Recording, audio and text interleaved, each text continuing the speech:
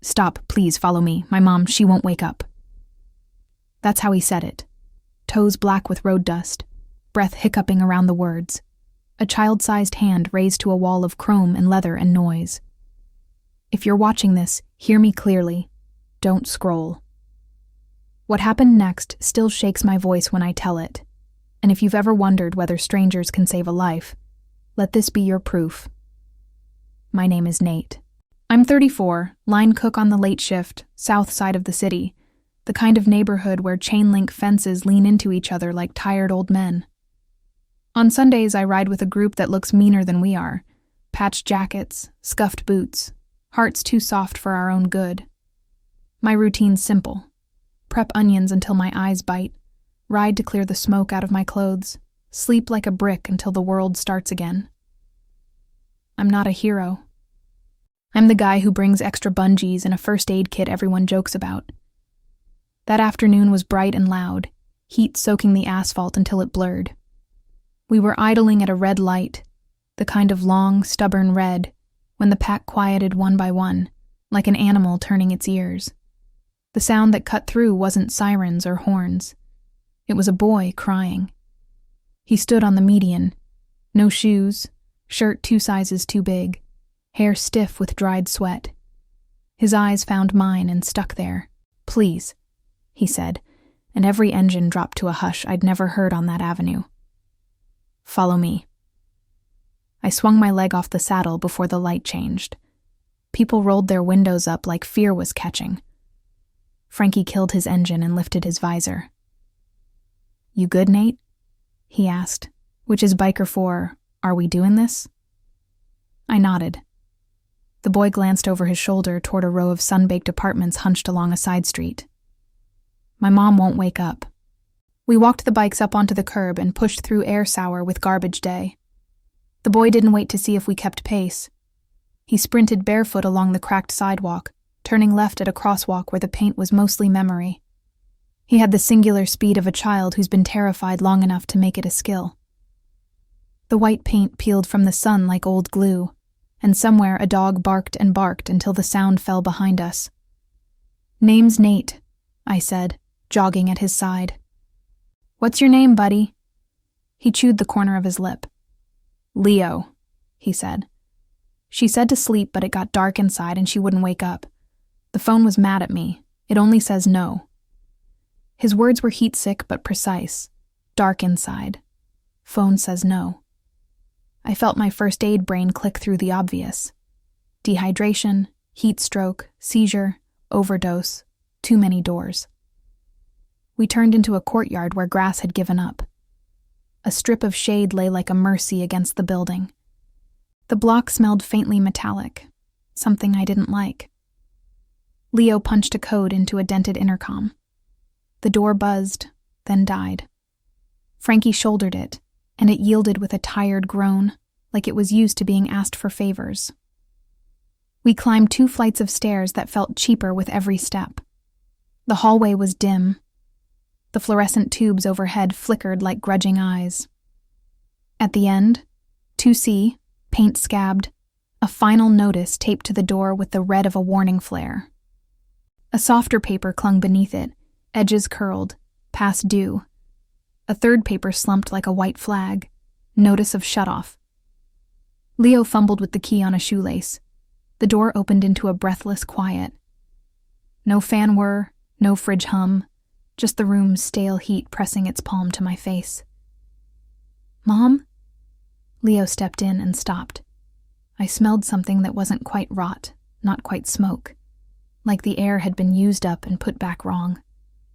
On a particle board table, an unpaid power bill, a cracked phone surrounded by missed call badges, 2 water glasses with fingerprints like moons. A portable red generator sat near the sliding window, its cord trailing to the kitchenette. Its plastic frame shone too clean amid the tired furniture. "Frankie," I said, every instinct yanking its cable. "Open that window. Now, kill that thing." Leo's mother lay half-curled on the thrift store couch, one hand flung toward the floor, the other tucked under her cheek like she'd been bracing herself for wakefulness that never arrived.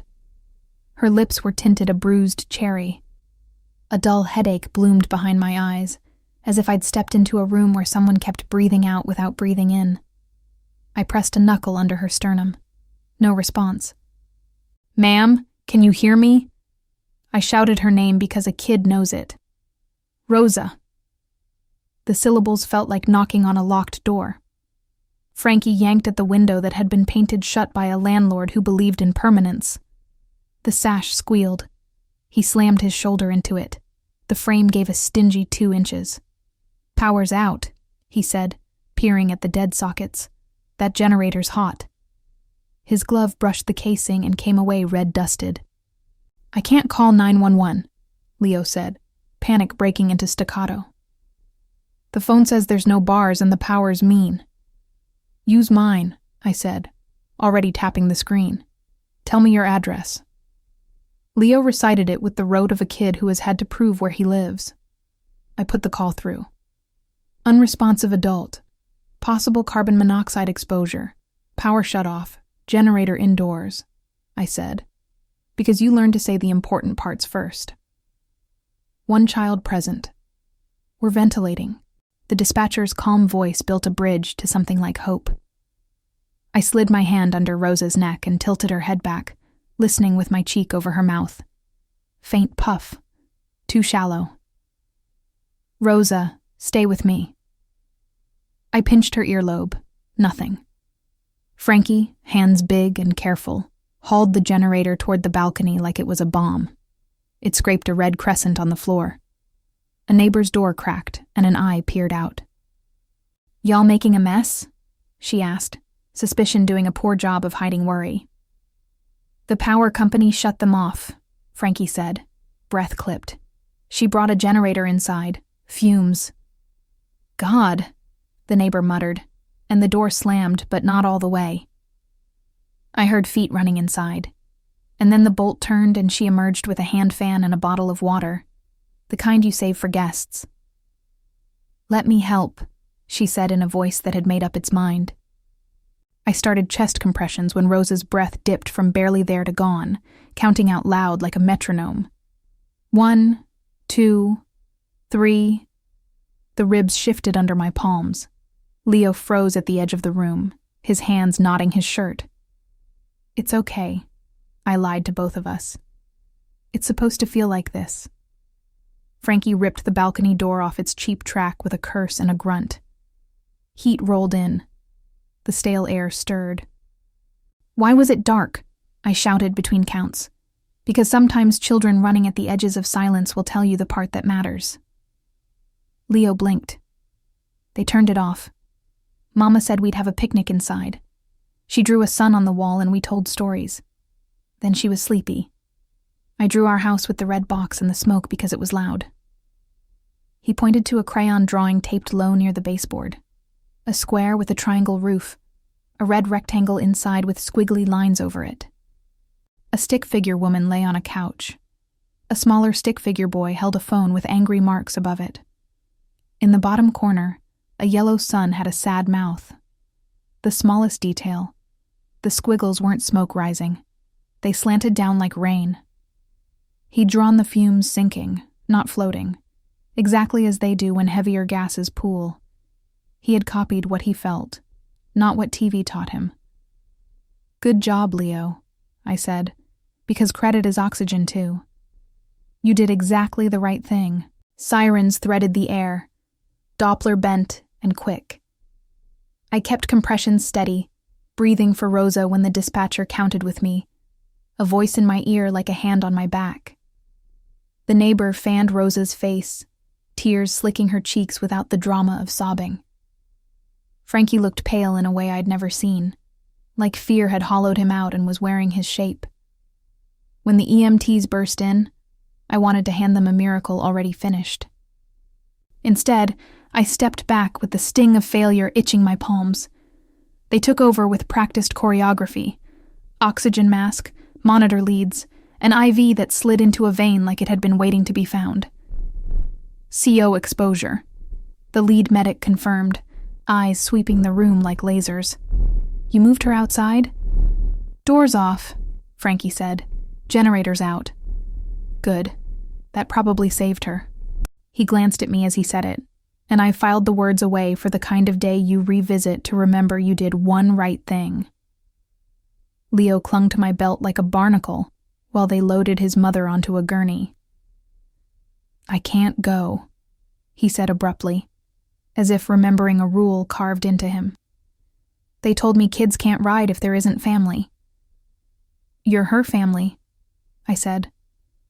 The medic nodded. "He can ride with us," she said. "He found help. That makes him our boss today." Leo blinked at the promotion and then nodded solemnly, the way kids accept the extraordinary when adults state it like weather. As the gurney rolled, the building manager materialized at the stairwell, a man in a too-tight polo and a face made for shrugging. Hey, he said, palms out in the universal language of liability. "I don't know what y'all did to that door, but..." I wasn't a confrontational guy until someone spoke like that while a child was fighting not to cry. "What we did," I said, each word an anchor, "was keep a woman from dying in your building after you let her power get shut off in a heat wave." "Not my department," he said. "If folks pay, they keep lights. If not..." He made a cutting motion. I looked down at Leo, then back up. "Her name is Rosa," I said, and it came out like an oath. "Say it. She has a name." His mouth opened and closed. He didn't say it. He slunk back, as if the oxygen spilling out into the hallway might turn on him. Frankie lifted his chin in the direction of the ambulance. "Go," he said. "I'll handle this clown." I followed the gurney, Leo's small hand surfacing in mine like a lifeline. The ride to the hospital was a tunnel of noise and blinking lights. The medic's voice softened for Leo, sharpened for the driver, stayed steady for Rosa.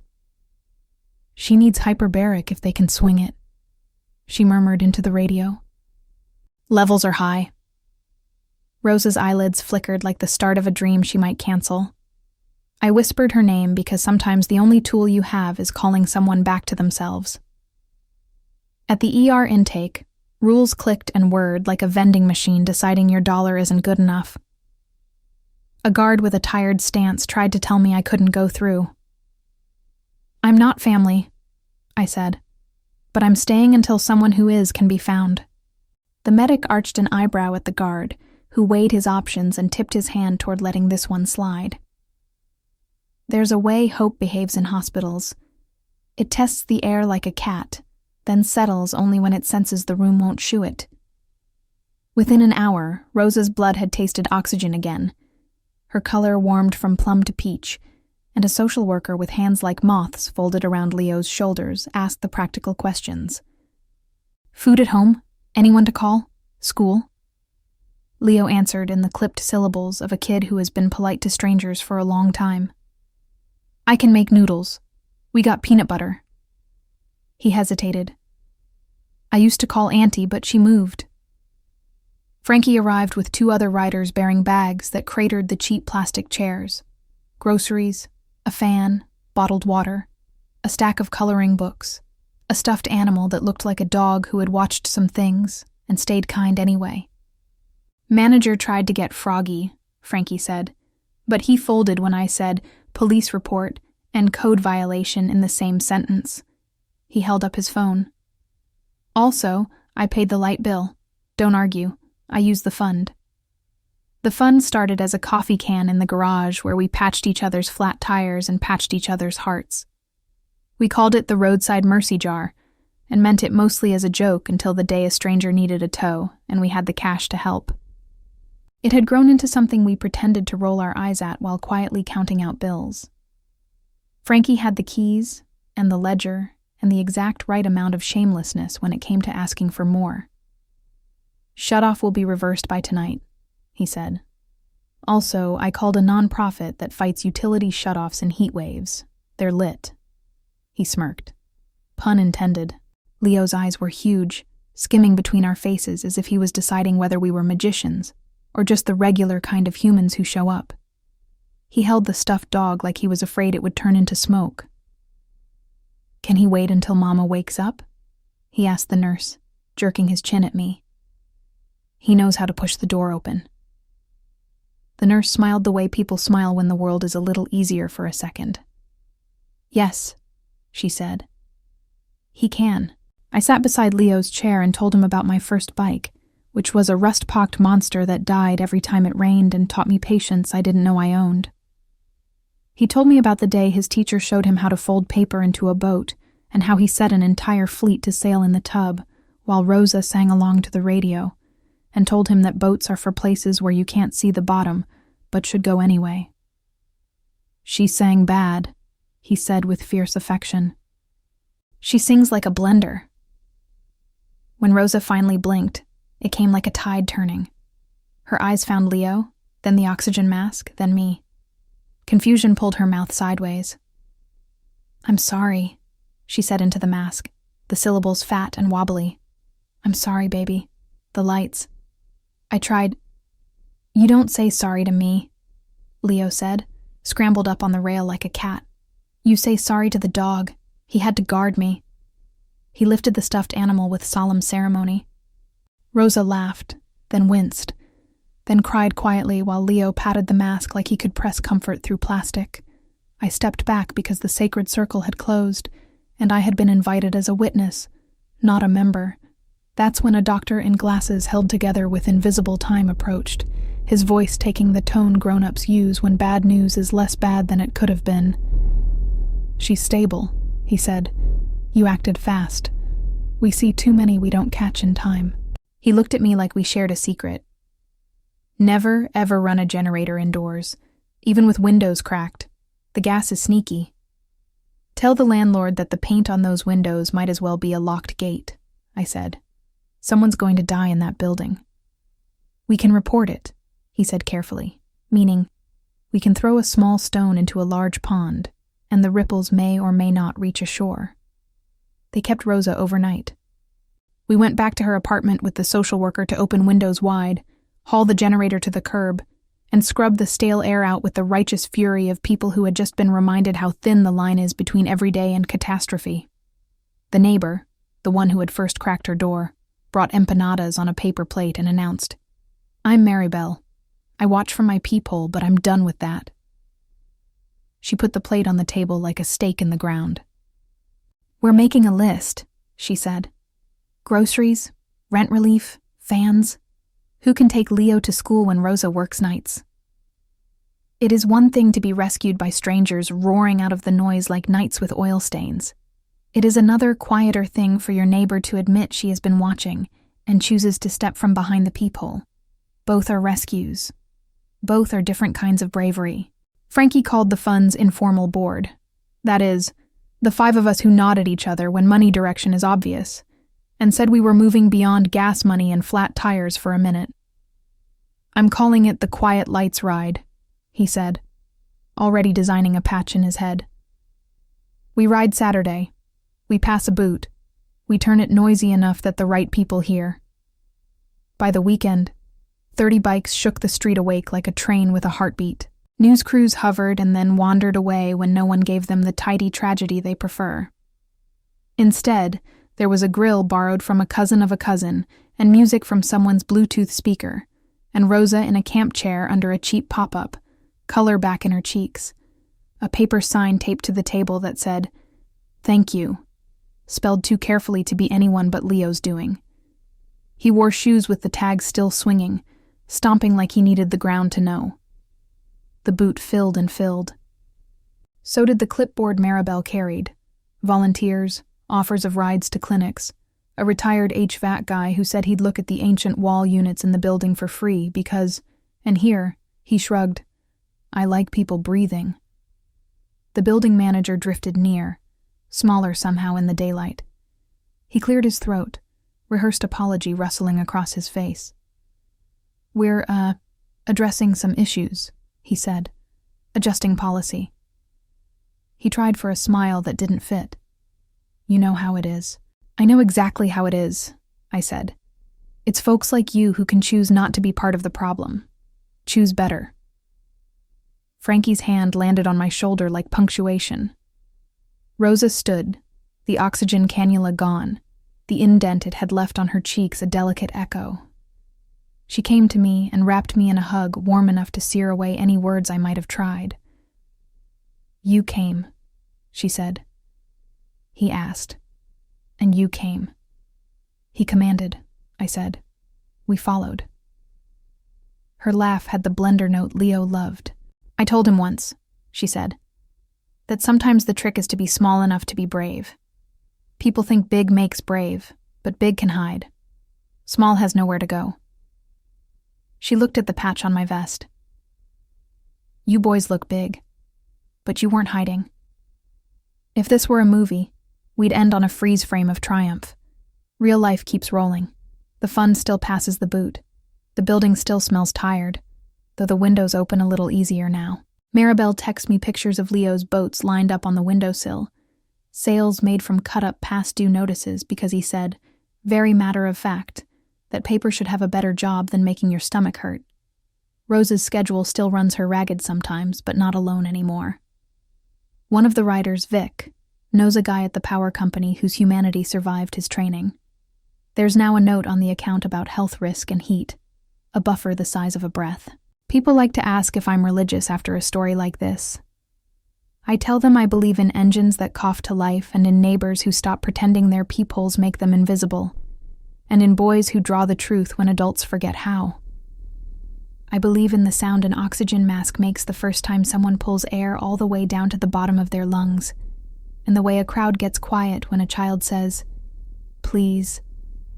If you're here for a moral, I won't pretend it's complicated.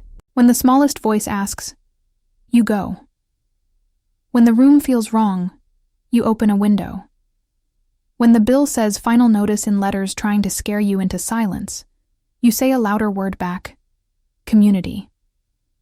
And if you ride a bike with men who look like trouble, remember the trouble we're here for is the kind that bullies meet when people stand too close together to be pushed. The last time I saw Leo, he showed me a new drawing. The red box was gone. The house had open windows. The sun's mouth was a sideways line, like it was thinking, but not upset. In the corner he had drawn a boot, and inside it, a heap of hearts instead of money because he said it looked better that way. He had drawn me small, which I took as the highest compliment. He pointed to the stick figure on the couch, Rosa, awake this time, a book in her lap, a dog at her feet. "That's the day Mama told me I bossed the ambulance," he said proudly. I said, "No, I just hired them." He laughed at his own joke, and then sobered, an old man crease appearing between his brows. "If somebody's phone says no," he added, "you should go knock on the door." So consider this me knocking. If you've ever felt like you should intervene and didn't know if you had the right, this is your permission slip. Use it. Fold it into a boat and send it into the places where the bottom is hard to see. And when it gets there, be small enough to be brave. And if a kid with dust-black toes waves you down on a blinding afternoon and says, "Please follow me, put your kickstand down, kill your engine, listen to the air, then go,"